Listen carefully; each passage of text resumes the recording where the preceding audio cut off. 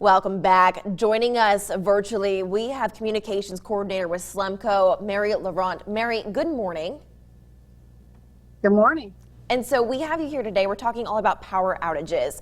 How can people at home, as they're preparing for Laura getting supplies, how can they prepare for no power? Well, I'm sure most people have probably already done a lot of preparations, getting their food and maybe some ice at this point. But just a couple of quick tips, if I could, because it is kind of close to the storm hitting.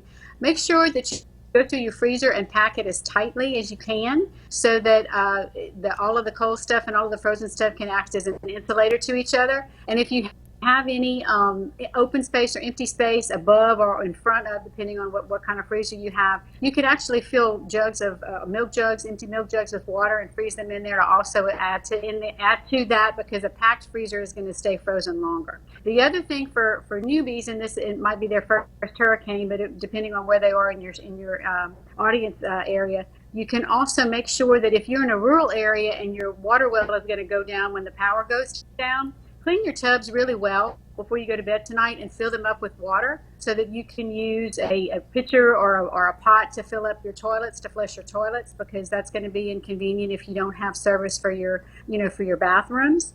You can also check and make sure, perhaps, if you have any tarps on hand, or if not, go run and get a few tarps today, because depending on where you are, if the wind is really bad, you're going to need that. Mm-hmm. And also, while you're waiting and being antsy today for the storm, take your cell phone, make sure you go around the house, take pictures of everything that's valuable, and if you can, get to the serial numbers and the model numbers so that you can prove that to your insurance company.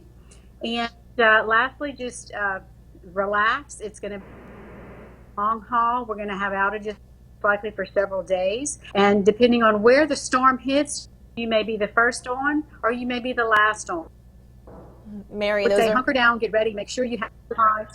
Yeah. Definitely. Mary, those are all wonderful tips. Thank you so much for joining us this morning to share that with our audience. If you missed it, don't worry, we'll post a link on our website, kadn.com.